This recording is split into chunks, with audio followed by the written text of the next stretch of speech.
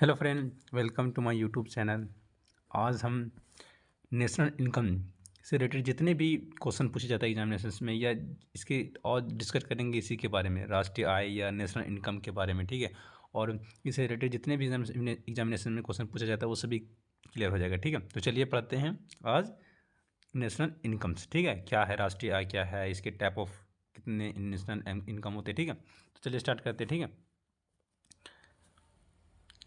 देखिए आज क्या नेशनल इनकम से पढ़ना है, जिसको राष्ट्रीय आय भी कहते हैं। ठीक है, इसका जो प्रकार है जीडीपी के प्रकार के एनडीपी होते हैं और जीएनपी होते हैं और फिर एनएनपी या पीसीआई, ये सब इन्हीं के प्रकार होते हैं। जैसे देखिए नेशनल इनकम हो गया, नेक्स्ट आता है आप तो समझते हैं नेशनल इनकम, इसमें जीडीपी मोस्ट इंपॉर्टेंट पार्ट हो। ठीक है, तो चलिए क्लियर करते हैं जीडीपी क्या होता है, सभी अंडरस्टैंड करते हैं। देखिए यहाँ से इसको समझने की कोशिश करते हैं। ठीक है, देखिए यहाँ नेशनल आय क्या होता है। देखिए राष्ट्रीय आय समझने का, यहाँ क्या बोला कि जो राष्ट्रीय आय होते हैं, यहाँ पे देखिए समझने, किसी भी अर्थव्यवस्था में एक वर्ष की दौरान उत्पादित यानी जो उत्पादित जो होते हैं यानी अंतिम वस्तुएं तथा सेवाएं का मौद्रिक मूल्य राष्ट्रीय आय कहलाता है। ठीक है, अभी बताते हैं कि इसका अंतिम वस्तुएं क्या है, यानी ये अंतिम वस्तुएं क्या होता है। ठीक है, लेकिन इसमें याद रखना कि एक वर्ष यानी एक वर्ष के दौरान, यानी जो नेशनल इनकम होते हैं एक वर्ष कलेक्ट किया, एक वर्ष में जितने भी इनकम आए होते हैं उसमें एक वर्ष का कलेक्ट किया जाता है। एक वर्ष में जितने भी आय होते हैं ना वो कलेक्ट किया जाता है एक वर्ष का। ठीक है, फिर हर एक वर्ष में क्या क्या कलेक्ट और जो अंतिम वस्तुएं होते हैं तथा सेवाएं का मौद्रिक मूल्य होती है, ये दोनों कलेक्ट किया जाता है एक वर्ष का। ठीक है, फिर नीचे बोलते फिर सेकंड क्या कहता है कि जो राष्ट्रीय आय में देश के सम्मान, जो देश के सम्मान होते हैं निवासियों द्वारा चाहे घरेलू सीमाएं के अंदर हो, यानी कि जो देश में ही बन रहा है, चाहे घरेलू सीमाएं मतलब कि अपने ही देश में कोई प्रोडक्शन क्यों नहीं हो रहा है, और या विदेशी में भी विदेशी में क्यों उत्पादन हो रहा है, यानी कि विदेशी में भी अपने उत्पादन हो रहा है, वो दोनों सेवाओं को या सेवाओं प्रदान करे। यानी कि अपने यानी अपने देश में कोई प्रोडक्ट बन रहा है वो दूसरे देश में हम उसे सेवा प्रदान कर रहे हैं तो उसको भी लेंगे इसमें, और अपने देश में बन रहा है और अपने देश में ही उसको प्रयोग कर रहे हैं तो उसको भी लेंगे, यानी विदेशी सेवाओं को भी लेंगे हम इसमें, और अपने देश के घरेलू सीमाओं के अंदर बन रहे अपने देश में बन रहे उनको भी लेंगे। ठीक है, और फिर बोलते दूसरा क्या कहता है इसमें, कहता है कि मध्यवर्ती वस्तुओं के मूल्य को शामिल इसमें, इसे मध्यवर्ती वस्तुओं के मूल्य को शामिल इसमें नहीं कहता। अब मध्यवर्ती जो वस्तुएं के मूल्य को शामिल नहीं इसलिए नहीं किया जाता क्योंकि अब मध्यवर्ती वस्तुएं क्या होती है वो समझने की कोशिश कीजिए। ठीक है, देखिए यहाँ पे इसको हम अच्छे से समझने की कोशिश कीजिए।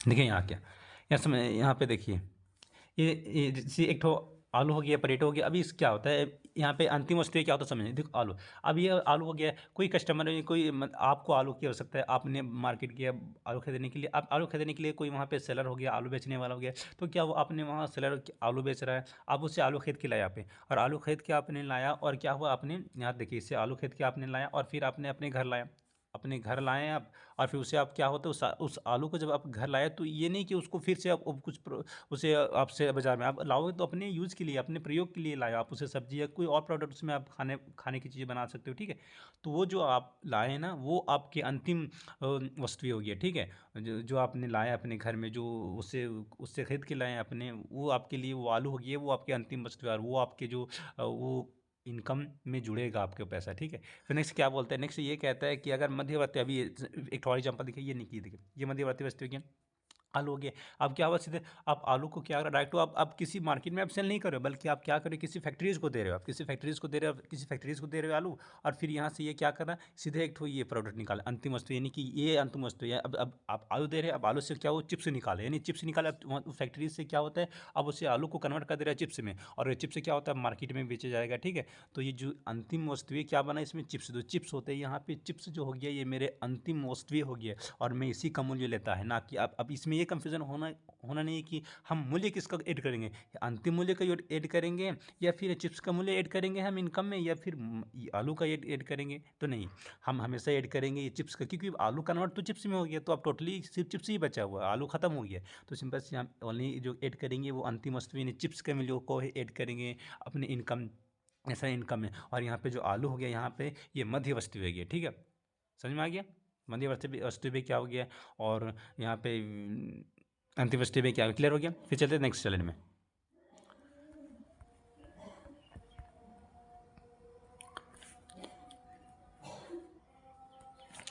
अब यहाँ ये इंपॉर्टेंट है, बहुत इंपॉर्टेंट। तो केंद्रीय जो संख्याकी जो संगठन यानी यही CSA जिसको कैसे सेंट्रल होते हैं स्टेटिकल ऑर्गेनाइजेशन कहते हैं, और जैसे इसको CSO कहते हैं, ठीक है। इसी के द्वारा ही जो नेशनल इनकम को होते हैं वो कलेक्ट किया जाता है। जैसे भारत क्या बोला कि जो भारत में राष्ट्रीय जो आय की जो गणना गणना उसको किया जाता है वो CSO केंद्रीय संख्या के द्वारा ही किया जाता है, यानी इसके द्वारा ही इनका राष्ट्रीय इनकम आय को गणना किया जाता है, ठीक है। और इसका जो स्थापना वो कहाँ है, दिल्ली में किया गया था, न्यू दिल्ली में किया गया था 1951 ईस्वी में, याद रखना बहुत इंपॉर्टेंट।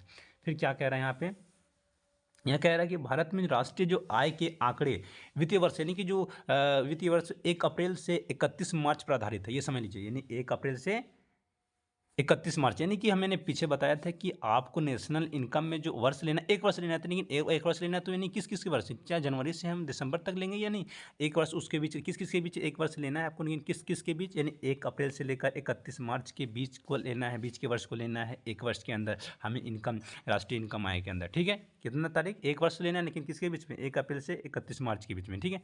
फिर नेक्स्ट बोलते हैं तो राष्ट्रीय इनकम आय की जो गणना के लिए हम केंद्र संख्या के विभाग द्वारा, मतलब CSO द्वारा होते हैं वो, जो इसकी अर्थव्यवस्था को 3 भागों में आंकलन किया गया है, ठीक, 3 भागों में, उसमें से जिसको प्राथमिक क्षेत्र कहते हैं, जिसको प्राइमरी सेक्टर कहते हैं, द्वितीय क्षेत्र जिसको सेकेंडरी सेक्टर कहते हैं, और लास्ट में आता है तृतीय सेक्टर, तृतीय क्षेत्र जिसको ट्रेटरी ट्रेसरी सेक्टर कहते हैं, ठीक। अब देखिए यहाँ पे समझ लीजिए क्या है, यहाँ पे ध्यान दीजिए, ये जो है ना देखिए प्राथमिक क्षेत्र में देखिए क्या आ रहा है, तो प्राथमिक एग्रीकल्चर जितने भी आते हैं वो प्राइमरी सेक्टर के अंदर आता है, जैसे प्राइमरी एग्रीकल्चर हो गया है, अभी मैं इसका विस्तार में बताऊंगा, लेकिन समझ लीजिए कि जो प्राथमिक क्षेत्र में एग्रीकल्चर हो गया है वो आता है प्राइमरी सेक्टर में, और द्वितीय सेक्टर में जो आता है हमारे पास जो भी फैक्ट्रीज होते हैं, जितने भी फैक्ट्रीज हो गए वो आते हैं हमें द्वितीय क्षेत्र में, और जो तृतीय क्षेत्र में जो सर्विसेज प्रदान करता है, सर्विसेज प्रदान जैसे कि यातायात हो गया, डॉक्टर हो गया, और डिफरेंट शिक्षक होते हैं, लाइक सभी वो सब आता है तृतीय क्षेत्र में या ट्रसरी सेक्टर में, ठीक है।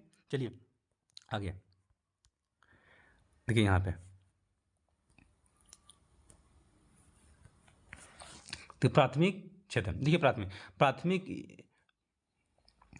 क्षेत्र हो गया, प्राथमिक क्षेत्र में मुख्यतः कच्चे माल से संबंधित वस्तुओं को शामिल किया जाता है, यानी कच्चे माल से संबंधित वस्तुओं को शामिल किया जाता है। देखिए इसमें कृषि कच्चे वस्तु इसमें स्टार्टिंग सिंपल सी इनिशियल वस्तुएं का हो रहा है, इनिशियल जो कोई इनिशियल वस्तु पर आता है, जैसे कि धान हो गया, जैसे कृषि हो गया, कृषि में क्या होता है, कृषि में सिंपल इनिशियल होता है, उससे सबसे पहले स्टार्टिंग किया जाता है, फिर पशुपालन भी हो गया है, और खनन आदि ये सब होते हैं, वो ये सब जो किया जाता है वो प्राइमरी सेक्टर, यानी याद रखना प्राइमरी सेक्टर के अंदर शामिल किया जाता है, इसमें कृषि हो गया, पशुपालन और खनन आदि, ठीक है।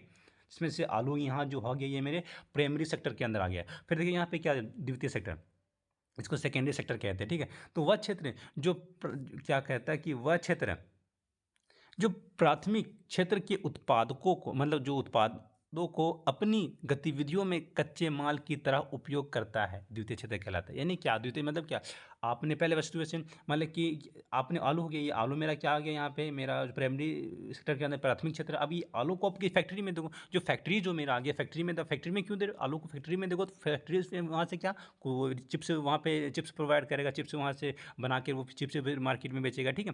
तो जो फैक्ट्री वगैरह जितने भी आ जाएगा ना मेरा, वो आ जाएगा हमारे द्वितीय द्वितीय क्षेत्र के अंदर, ठीक है। देखिए यहाँ पे क्या, जैसे लोहा हो गया है एवं इस्पात उद्योग, जितने भी उद्योग हुए, वो वस्त्र उद्योग हो गया या वाहन उद्योग या बिस्किट के इत्यादि उद्योग, ये वो हमारे सेकेंडरी सेक्टर के अंदर आएगा, ठीक है।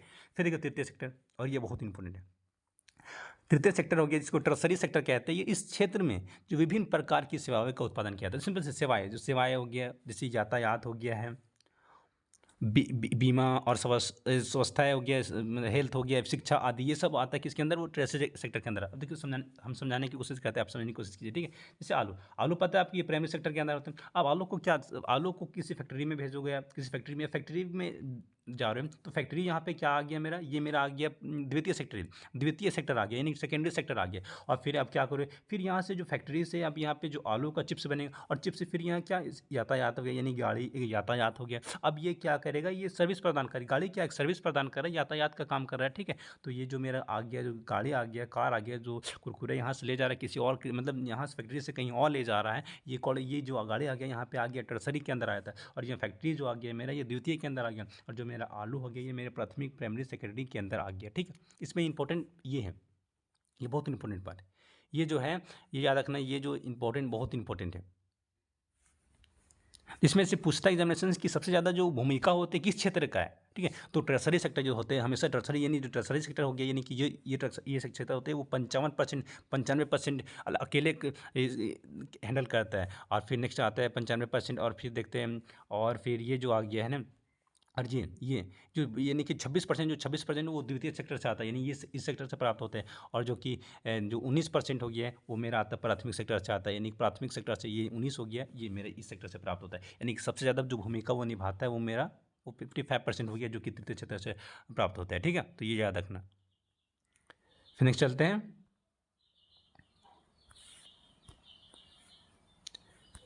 अब देखिए यहाँ पे राष्ट्रीय आय की गणना, ये इंपॉर्टेंट है। तो राष्ट्रीय आय की गणना हो तो दो तरीके से किया जाता है। ये नेशनल इनकम कौन किस प्रकार किया जाता है, ठीक है। देखो यानी एक चालू कीमत द्वारा किया जाता है जिसको करंट प्राइस कहते हैं, एक तो स्थिर होते कीमत पर। अब यहाँ समझिए कुछ, जो चालू कीमत है करंट प्राइस मतलब होता है कि कोई वस्तु, यानी किसी भी वस्तु का जो प्राइस होता है वो फिक्स है, फिक्स हो गया और बढ़ने वाला नहीं, बढ़ेगा तो वो ड्यूरेशन के 1-2 साल 4-5 साल 10-15 साल के बाद उसका इंक्रीमेंट होगा उस वस्तु में, लेकिन उसका जो प्राइस होता है वो फिक्स हो गया। वो ये नहीं कि 2-3-4-5 दिन के बाद उस वस्तु की कीमत बढ़ने लगता है, बदलने लगता है, वैसे नहीं। इसमें ऐसे वस्तु है जिसका कीमत होती है वो फिक्स रहता है, ठीक है। तो जिसका कीमत फिक्स होता है उसको करंट प्राइस कहते हैं। इसमें कीमत फिक्स है तो इस कंडीशन में सिंपल सी, तो इसका जो नेशनल इनकम दिया जाता है वो फिक्स कलर प्राइस पे लिया जाता है, यानी कि जो वस्तु की कीमत उस वस्तु पे लिया जाता है। नहीं, एक तो कुछ ऐसे वस्तु होते हैं जिसका प्राइस होता है लिमिट नहीं, लिमिटेशन उसका लिमिट नहीं होता है, फ्लेक्सिबल होता है। कभी 5 रुपया तो नेक्स्ट 2-3 दिन के बाद 10 रुपया होने लगता है, फिर 15 रुपया, इस प्रकार कभी कभी इसका प्राइस घटने भी लगता है, तो उसको रखा जाता है स्थिर कीमत प्राइस पर रखा जाता है, फिक्स प्राइस पे रखा जाता है, ठीक है। इसमें मतलब क्या होता है इसका, इसको अगर इसका बेस लिया जाता है, इसको ये नहीं कि कल या परसों की इसके, ये नहीं कि आज बढ़ा है 10 तो ये 10 कल इस नेशनल इनकम में जोड़ा जाएगा, नहीं। इसमें एक ड्यूरेशन वर्ष लिया जाता है, आधार माना जाता है, यानी कि 17 से 18 के बीच के वर्षों को देखा जाता है। इस वर्ष के इन्होंने 17-18 वर्ष से पहले पिछले बार लिया था, इसका आधार लिया था कि 17 से 18 वर्ष में कितने वस्तु, इस वस्तु में कितने कीमत, कितने गिरावट होते हैं, कितने इसमें सिमिलर, उस कंडीशन में उसको लिया जाता है, जो देखा जाता है कि इसमें से क्या हो रहा है, क्या इंक्रीमेंट, कितना इंक्रीमेंट हो जाता है, तो आधार माना जाता है इसमें। तो इस सबसे पहले जो आधार लिया था 17 से 18 आधार लिया था, और उस आधार के अनुसार होता है स्थिर वस्तुओं की कीमत इनकम आय में रखा गया था, उसके इंक्लूड किया गया था, उसके अनुसार इंक्लूड किया गया था, ठीक है। तो याद रखना इसके अनुसार किस वस्तु के जो फिक्स वस्तु नहीं रहता उसके अनुसार उसके लिए होते वो आधार लिया जाता है, बेस लिया जाता है 17 से 18, या फिर पिछले बार हो गया 2011 से 12 लिया गया था इसका, ठीक है। इसका एक बेस प्राइस लिया गया था, ठीक है। देखो यहाँ पे इंपॉर्टेंट ये भी समझने का इंपॉर्टेंट है कि प्रति व्यक्ति आय या प्राइस, यानी कि पर कैपिटा इनकम क्या होता है। तो पर जो कैपिटा इनकम हो गया, इसको निकालने का सिंपल सा तरीका, इसका फॉर्मूला ये होता है कि आप जितने भी अपने देश के जितने भी राष्ट्रीय इनकम जो है, यानी इनकम जो आया हो, वो सभी इनकम, जितने भी इनकम आए उसको कुल जनसंख्या से डिवाइड कर दीजिए, आपके पास जो आएगा प्रति, यानी कि पर कैपिटा इनकम आपके प्राप्त हो गया, यानी कि ये प्रति व्यक्ति आय प्राप्त हो जाएगा, ठीक है। इंपॉर्टेंट ये भी है कि ये भी पूछा जाता है एग्जामिनेशन में कि ये बहुत ही इंपॉर्टेंट, ये पूछा जाता है एग्जामिनेशन कि जो भारत में कौन सा राज्य होते हैं जिसका सर्वाधिक होते हैं जो प्रति व्यक्ति आय होते है। तो गोवा, जो गोवा राज्य होता है जिसका जो प्रति व्यक्ति आय हो गया, यानी कि पर कैपिटल इनकम होते है वो सबसे ज़्यादा हो गया, ठीक है। यानी कि देखिए, यानी कि पर व्यक्ति आय किसका 4,30,081 इसका रुपया होता है, इसका आय है पर व्यक्ति। फिर देखिए इसका सबसे कम हो गया वो बिहार के 40,982 रुपया, इसका जो 40,000 की जो पर व्यक्ति आया है, ठीक, क्योंकि बिहार इलाका गरीब राज्य के अंदर ही इसे रखा जाता है, ठीक है। फिर नेक्स्ट चलते हैं, ये भी इंपॉर्टेंट है, बहुत इंपॉर्टेंट है, देखिए इसको समझने की कोशिश कीजिए। यहाँ क्या है, दादा, यानी कि दादा भाई नौरोजी, क्या होता है, दादा भाई नौरोजी ने वर्ष 1867 से 1868 में भारत की प्रति व्यक्ति आय 20 रुपये रखा था। यानी कि सबसे पहले जो भारत इन्होंने क्या होता है, तो दादा भाई नौरोजी ने प्रति व्यक्ति आय निकाला था, तो जब उन्होंने निकाला था तो 1700 कब निकाला था, 1867 से 1868 के बीच में निकाला था। तब उन्हें पता चला, तब उन्हें कितना मिला, तब उन्हें प्रति व्यक्ति आय 20 रुपया ही मिला। तो उसके बाद फिर क्या होता है, लॉर्ड कर्जन ने फिर 1901 ईस्वी में प्रति व्यक्ति आय निकाला था। अब लॉर्ड कर्जन क्या, क्योंकि आपको पता है लॉर्ड कर्जन ने भारत की विभाजन किया, बंगाल का विभाजन करने वाला यही 1905 ईस्वी में किया था, ठीक है। तो इसलिए इन्होंने जब प्रति व्यक्ति आय निकाला तो इन्होंने 30 रुपया निकाला, 30 रुपये से निकला। फिर जब लास्ट में जब फिर एक ठो और आए थे वीके आर राव ने, क्या हुआ था, इन्होंने क्या होता 1931 से 32 ईस्वी में उन्होंने वैज्ञानिक तरीकों से उन्होंने क्या होता जो भारत की व्यक्ति आय निकाला वो 62 रुपया होते प्रति व्यक्ति आय से निकाला, ठीक है। तो एग्जाम से पूछता है, सबसे पहले पूछा जाता है दादा भाई नौरोजी सबसे पहले किसके द्वारा निकाला गया था, ये पूछा जाता है, ठीक है, कि सबसे पहले किसके द्वारा निकाला जाता है, ये पूछा जाता है, यानी कि इसमें ये पूछा जाता है और एक ठो ये पूछा जाता है, ठीक है। तो याद रखना है, ठीक है। ये देखिए, ये हमारे ये क्या आ रहा हो गया, ये पता है आपको, दादा भाई नौरोजी हो गया, और ये पता है अंग्रेज, लैका कर्जन, लॉर्ड कर्जन। ठीक है, चलते नेक्स्ट।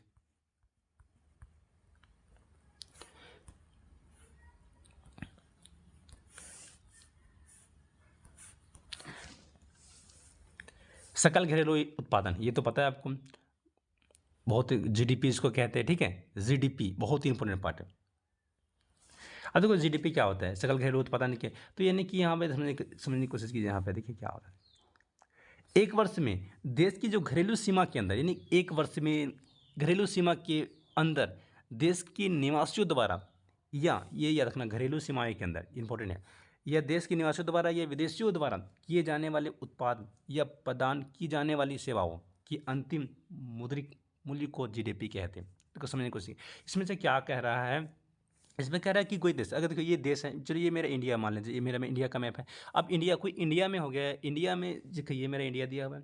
अब इंडिया में कोई फैक्ट्री है, इंडिया में कोई विदेशी फैक्ट्री भी आके सर्विस प्रदान कर रहा है, यानी कि सैमसंग, देखिए यहाँ पे क्या एग्जांपल ले ले, एक तो टाटा, टाटा तो मेरा इंडिया कंपनी है, लेकिन यहाँ जो सैमसंग आ गया ये मेरा क्या विदेशी कंपनी है। तो देखिए अब विदेशी कंपनी भी आके इंडिया में सर्विस प्रदान कर रहा है, तो मैं जो सर्विस प्रदान कर रहा है, तो जितने भी उससे जो प्रॉफिट होगा ना, उसको भी हम जीडीपी के अंदर रखेंगे। यानी कि चलो वो 50 लाख करोड़ का, वो तो वो यहाँ पे इनकम कर रहा है, और टाटा जो 100 करोड़ का कर रहा है, क्योंकि ये इंडिया कंपनी, तो ये विदेशी जो कंपनी जो सैमसंग है, मैं उसका भी यहाँ पे लेंगे इनका भी लेंगे हम, और जो टाटा कंपनी उसको भी लेंगे, तो दोनों को मैं जोड़ के ही जो जोड़ो देंगे, ये मेरे जीडीपी आएगा। देखो ये नहीं लेंगे, चलो कोई और कंपनी था, और वो जो मेरा कोई भारत की कंपनी कंपनी है, वो क्या कर रहा है विदेश में, चले कोई विदेश में वो 80 करोड़ रुपए का कारोबार कर रहा है, 80 कंपनी 80 करोड़ का वो वहाँ पे इनकम कर रहा है, लेकिन हम वो नहीं लेंगे। पता है, हमें जानते हैं कि भारत की ABC जो कंपनी, वो चलिए भारत की है, लेकिन ये दूसरे कंट्री ऑस्ट्रेलिया में, चलिए ऑस्ट्रेलिया में वो अपने इनकम कर रहा है 180 करोड़, लेकिन हम वो नहीं लेंगे।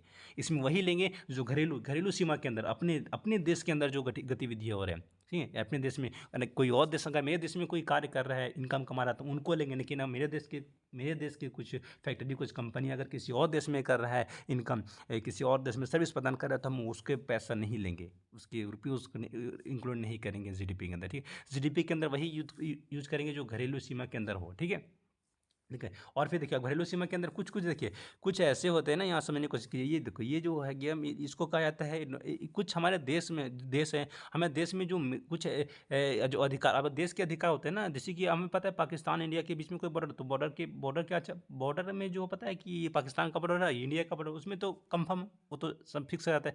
लेकिन कुछ कुछ ऐसे, कुछ समुद्री इलाके में कुछ इंडिया का लिमिट्स होता है कि इतना जो अधिकार है वो इंडिया का है, इतना क्षेत्र इंडिया के इतने किलोमीटर तक समुद्र में अधिकार है, और उस अधिकार के अंदर जितनी भी गतिविधियाँ होगा, मछुआरे चाहे मछली पकड़ेगा, कुछ ही और प्रकार के जितने भी जो ट्रांसपोर्ट के बिजनेस होगा, वो उसके अंदर जो इनकम होगा वो इंडिया का इनकम आएगा। तो कितनी दूर तक समुद्र में, तो देखो 12 नॉटिकल, सॉरी सॉरी, 12 नॉटिकल्स, देखो 12 नॉटिकल्स मैन तक, यानी कि 12 नॉटिकल मील तक होते हैं, वो क्या होते हैं, भारत का ही वो उस पर राज है, यानी कि 12 नॉटिकल, यानी कि 1 नैनोमीटर जगह, यानी नॉटिकल मील मतलब होता है 1852 मीटर हो गया, यानी कुल मिला के जो 12 नॉटिकल में वो 22 किलोमीटर होता है। तो इंडिया जो 22 किलोमीटर इतना आगे से जो इसका यानी कि समुद्र के जो 22 किलोमीटर तक होते हैं, वो समुद्र के एरिया को होते हैं, वो इंडिया का अधिकार होगा। ठीक है, और जब जो समुद्र के जो 22 किलोमीटर तक हो गया है इंडिया बॉर्डर से, वो इंडिया का अधिकार होगा, और उसके बीच में जितने भी कार्य होगा वो उसमें सभी जो हक हो गया, चाहे मछुआरे मछली पकड़ या कोई नाव वगैरह ट्रांसपोर्ट की बिजनेस कर रहा है, तो सभी उसके इंडिया का जीडीपी के अंदर ज्वाइंट होगा,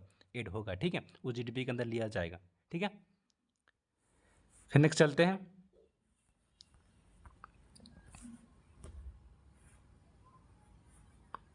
फिर देखिए ये क्या है, एनडीपी, जिसको नेट डोमेस्टिक प्रोडक्ट कहते हैं। ठीक है, शुद्ध घरेलू उत्पादन। ठीक है, इसको देखो, मैंने पीछे भी जीडीपी नहीं बताया, तो ग्रोस उसको याद रखना, जीडीपी क्या होता है, यानी कि जीडीपी आप रख लेना कि जीडीपी पता है, जीडीपी यानी ग्रोस हो गया है, डोमेस्टिक प्रोडक्ट होता है। ठीक है, मैंने बताया नहीं था उसका फुल फॉर्म, तो आप याद कर रहे हैं। ठीक है, तो देखिए इसका एनडीपी मतलब क्या होता है, एनडीपी मतलब होता है नेट डोमेस्टिक प्रोडक्ट, यानी शुद्ध घरेलू उत्पादन। ठीक है, अभी क्या होता है देखो, इसको अगर एनडीपी आपको फाइंड करना है, तो सिंपल सी क्या करना है, जीडीपी जो जीडीपी मैंने बताया था क्या होता है, उसको हरासमेंट यानी मूल्य ह्रास को हटा देना है, यानी डिप्रिसिएशन को हटा देना। अब मैं डिप्रिसिएशन क्या होता है उसको समझने की कोशिश की, डिप्रिसिएशन यहाँ पे क्या होता है। ठीक है, तो ये क्या होता है, इसका मतलब ये देखो, आप जैसे कोई आपके पास जैसे आपने कोई बैग लिया जो इसका नाम है, चलिए 1.5 लाख दाम है, ठीक है, 1.5 लाख दाम है, उसमें से क्या हुआ, अब बैग को चलिए 4-5 साल यूज किया, फिर उन्होंने अपने 1.5 लाख को अब क्या 90,000 या 80,000 में उसको बेच दिया। ठीक है। तो चलिए आप 90,000 में बेचिए उसको, चलिए आप क्या होता, चले चले 1 लाख में, अब 1.5 लाख में लिए तो 1 लाख में उसे बेच दिया, सेल कर दिया, तो उसमें से आपको नुकसान कितना का हुआ? आपको नुकसान बोलेंगे मेरा 50% का नुकसान, मतलब 50,000 का नुकसान हो गया। अब जो 50% का नुकसान हुआ, अगर नुकसान कब नहीं होता, जब आप नए लेते हो नए बेचते तब नुकसान नहीं होता, लेकिन आप नुकसान इसलिए हुआ क्योंकि आपने उसके जो इंस्ट्रूमेंट में आप नुकसान हुआ, उसके इंस्ट्रूमेंट का ह्रास हुआ, इसके यानी कि आप बैक लिए तो कुछ दिन चला, उसकी इंजन वगैरह टायर वगैरह सब कुछ में जो डिक्रीज हो रहे मूल्य ह्रास हुआ, ठीक है, उसके रफ मतलब कुल मिला के उसके नुकसान हुआ ना आपके गाड़ी में, कुल मिला के ह्रास हुआ आपके प्रोडक्ट को, ठीक है। इसके वजह यानी कि वही जो होते हैं उसके बीच में जो आपके जो पैसे जो माइनस हो रहा है वो रीज़न वही है कि आपके जो मूल्य का ह्रास हो रहा है, लेकिन आप अगर आप गाड़ी को रखे हुए रहते और कुछ नहीं करते तो फिर आपके कुछ नहीं होता, ठीक है। तो उसके जो घिसा आपके जितने भी घिसा पीटा, जितने जो आपके रफिंग हुआ, जितना यूजुअल लेग कोड होते हैं उसके बीच में जो ड्यूरेशन के बीच में जो आपने पैसा जो माइनस हुआ वो उसी की वजह से हुआ, तो मूल्य ह्रास की वजह से हुआ था। तो अगर आपके 50% जो लेस हुआ मूल्य ह्रास की वजह से हुआ, ठीक है। तो मूल्य ह्रास तो उसी को जो बीच में जो आपके 50% हो गया वो मेरा मूल्य ह्रास हुआ, ठीक है, मूल्य ह्रास पैसा हो गया, ठीक है। तो याद रखना, ठीक है। फिर इसी प्रकार एग्जाम्पल लीजिए, एक मोबाइल फ़ोन लिया आपने 30,000 का, अब उन्होंने फिर आप कुछ दिन के बाद उसे 5,000 में बेच रहे हो, ठीक है। तो 5,000 में देखिए कितना, यानी कुल मिला के 25,000 का आपका हरासमेंट हुआ। क्यों हरासमेंट? क्योंकि फ़ोन आप यूज़ किया, जिसकी वजह से यूज़ करने की वजह से यूज़ किए हैं और उसकी वजह से मूल्य उसका कम हो गया ना, क्योंकि उसके आप सॉफ्टवेयर कुछ क्या पता आपके सॉफ्टवेयर उतना अच्छे से वर्क नहीं कर जितने अच्छे से नए में वर्क करता होगा, क्या पता आपके फ़ोन हैंग करने लग रहा होगा, ठीक है, आपके बैटरी बैकअप थोड़ा कम हो गया होगा, तो उसमें मूल्य ह्रास हुआ ना, उसके इंस्ट्रूमेंट पे ह्रास हुआ, कमी हुआ ना, इस वजह से आपकी रेट बढ़ा, घट गया, ठीक है। तो याद रखना उसी को कहता है मूल्य ह्रास। तो आप लोग क्या करना, जीडीपी में आपके डिप्रिसिएट को आप मैनेज कर देना, आपके पास एनडीपी याद होगा, ठीक है। अगर अगर जीएनपी याद करना हो आपको, यानी ग्रोस नेशनल प्रोडक्ट याद करना हो तो सकल घरेलू, अब सकल रेस्ट, अब देखो इंपॉर्टेंट ये समझ, मैंने सकल घरेलू उत्पादन जीडीपी बता दिया था, लेकिन ये भी इंपॉर्टेंट है कि यहाँ देखिए इसको इंपॉर्टेंट है कि थोड़ा सा, यानी कि सकल राष्ट्रीय उत्पादन यानी ग्रोस नेशनल प्रोडक्ट, ये क्या होता है ये समझने की कोशिश कीजिए। ये केवल केवल भारतीय द्वारा देश अथवा विदेश में एक वर्ष में किए गए कुल उत्पादित अंतिम वस्तुएं तथा सेवाओं के मौद्रिक मूल्य को सकल राष्ट्रीय उत्पादन या जीएनपी कहते हैं, ठीक है। अब देखो क्या बोला इन्होंने, क्या बोला, केवल भारतीय द्वारा, यानी इसमें याद रखना केवल भारतीय द्वारा, यानी केवल भारतीय लोगों के द्वारा ही, चाहे वे विदेश में कोई इनकम, चाहे वो कोई कार व्यापार कर रहे हैं, कोई सर्विस दे रहे हैं या अपने देश में सर्विस कर रहे हैं, तो सिर्फ भारतीय लोगों की इनकम इसमें इंक्लूड किया जाएगा, उसके सर्विस इंक्लूड किया गया। अगर कोई और देश, देखो यहाँ पे समझने की कोई दिक्कत, यहाँ पे देखो अगर यहाँ पे है तो टाटा, टाटा तो पता भारतीय कंपनी, अगर टाटा चलो 100 करोड़ का सर्विस प्रदान कर रहा है भारत में, तो ये भारत में तो इंक्लूड होगा, लेकिन देखो सैमसंग हो गया विदेशी कंपनी, अब सैमसंग विदेशी कंपनी लेकिन ये हमारे भारत में ही सर्विस प्रदान कर रहा है, तुम इसको नहीं लेंगे, क्यों? क्योंकि ये विदेशी कंपनी, अगर ये हमारे देश की कंपनी तो हम इसको भी अपने देश, इसको भी हम ले लेते हैं, यहाँ पे क्रॉस नेशनल प्रोडक्ट में इसको भी ले लेते हैं, लेकिन इनकम में ले लेते हैं, लेकिन इसको नहीं ले रहे, क्यों नहीं ले रहे? क्योंकि ये विदेशी कंपनी, और उन्होंने क्या बोला कि केवल भारतीय द्वारा ही सेवा प्रदान किया जाना चाहिए। तो यानी कि इसमें जो 50% फिर नहीं लेंगे हम, यहाँ केवल यहाँ 100% ही मेरा रह जाएगा, क्या नहीं, जीएनपी रहेगा, ठीक है। और अगर बात करें देखो ये, और देखो अब ये तो रह गया यहाँ पे समझ, और जो एबीसीडी देखो ये भारतीय, यानी कि एबीसीडी एक भारतीय कंपनी, और जो कंपनियाँ होती है ये जाके 80 करोड़ का सर्विस प्रदान कर रहा है, ऑस्ट्रेलिया में सर्विस प्रदान कर रहा है 80 करोड़ का, तो क्या करेंगे ये भी हम लेंगे, क्यों ये लेंगे? क्योंकि ये भी मेरा भारतीय कंपनी ही है जो कि विदेशी में व्यापार कर रहा है, 80% का सर्विस प्रदान कर रहा है। तो क्या बोला मैंने कि भारत के लोग चाहे देश विदेश में कहीं भी व्यापार कर रहे हैं, तो भारत के लोगों को, भारत कंपनियां होती है या देश या विदेश में अगर व्यापार करता है तो वो सभी लेंगे, लेकिन अगर कोई विदेशी कंपनी भारत में आकर कोई सर्विस प्रदान कर रहा है तो फिर हम उसको नहीं लेंगे, ठीक है। क्यों उसको नहीं लेंगे? क्योंकि इसमें बोला कि सिर्फ केवल भारतीय लोगों, ठीक है। तो आप अंडरस्टैंड समझ गए। तो इसे इसको देखिए, तो टाटा कंपनी भारत का है, सैमसंग कंपनी विदेश का है, तो और एबीसीडी कंपनी भी भारत का है, ठीक है। तो 80 करोड़ कंपनी, तो कुल मिलाकर देखिए हमें जीएनपी याद करना होगा, तो सिंपल से जीडीपी में क्या करेगा, जीडीपी पर एक्स मेरा क्या रह गया यहाँ पे, जो मेरा एक्स देखिए एक्स आ गया यहाँ पे, भारतीय द्वारा उत्पादित वस्तु, यानी भारत के द्वारा जो बनाया गया वस्तुएं जो भी सर्विस प्रदान किया गया, ठीक है, तो वो लेंगे हम। तो सिंपल से 100 150 मैंने कौन लिया, और एम यहाँ पे क्या हो गया, एम जो यहाँ मेरे विदेशी द्वारा, यानी विदेशी द्वारा कोई कोई वस्तुएं हो गई वो हमारे देश में सर्विस प्रदान कर रहा है, ठीक है, जैसे कि सैमसंग हो गया विदेशी कंपनी और हमारे देश में सर्विस प्रदान कर रहा है, तो उसको एम लेंगे। तो ये क्या, जीएनपी निकालने के लिए मैंने क्या किया कि जीएनपी निकालने के लिए जो 150 150 तो इंक्लूड करेंगे, क्यों इंक्लूड करेंगे? क्योंकि ये टाटा कंपनी हमारा ही है, हमारे देश का ही, तो 150 तो 150 में क्या करेंगे, 150 जो आ गया, ये दोनों का हमारे देश में 150 आ रहा है, इसमें से 80 माइनस 50, 80 - 50 क्यों किया मैंने, क्योंकि माइनस जो कंपनी आ गया, ये देखो ये सैमसंग कंपनी को मैंने रेट कर रहा हूँ यहाँ, क्योंकि दूसरा कंपनी नहीं लेंगे, क्योंकि हमारे देश की कंपनी को सिर्फ लेंगे, जो हमारे देश में जो सर्विस प्रदान कर रहा है वो, और जो हमारे देश के जो सदस्य होते हैं कंपनी होती किसी और देश के देश में सर्विस प्रदान कर रहा है, हम वो दोनों लेंगे, बल्कि लेकिन कोई और देश का कंपनी हमारे देश में सर्विस प्रदान करें तो उसको नहीं लेंगे। इसलिए देखो उस घटा के मेरे पास इतना आ गया। ठीक है, समझ गए, अंडरस्टैंड। नेक्स्ट चलते हैं। देखिए ये थोड़ा इंपॉर्टेंट है, इसको भी थोड़ा समझ लीजिए। एनएनपी क्या होता है, नेट नेशनल प्रोडक्ट, शुद्ध राष्ट्रीय उत्पादन क्या होता है, उत्पाद क्या होता है, समझने की कोशिश। एनएनपी याद करने के लिए सिंपल से आपको जो एनएनपी याद करने के लिए जो जीएनपी मैंने पीछे बताया था उसको आप डिप्रिशिएट कर दो, यानी ह्रास, जो मूल्य ह्रास में माइनस कर दीजिए, आ जाएगा। ठीक है, ये तो याद हो जाएगा। फिर देखिए यहाँ पे देखिए आपका याद होगा, अगर एनडीपी याद करना पड़ेगा आपको, नेट डोमेस्टिक प्रोडक्ट याद करना पड़ेगा, तो क्या करना पड़ेगा, आपके जो जीडीपी है ना उसमें से आप डिप्रेशन को होते हैं, जो हरासमेंट को उसको मैनेज कर दोगे, आपके पास एनडीपी निकल जाएगा। अगर आपको एनएनपी याद करना, नेट होते हैं नेशनल प्रोडक्ट याद करना है, तो आपके पास जितने भी जीएनपी है, अब जीएनपी मैंने बताया, तो जीएनपी क्या होता है पीछे बताया था, उनमें से डिप्रेसिएशन को, जितने भी मूल्य ह्रास को उसमें मैनेज कर दोगे, आपके पास यहाँ पे जीएनपी एनएनपी याद हो जाएगा। ठीक है, तो इस प्रकार याद करते हैं। बस आज इतना ही, फिर मिलते हैं नेक्स्ट वीडियोज़ में। ठीक है।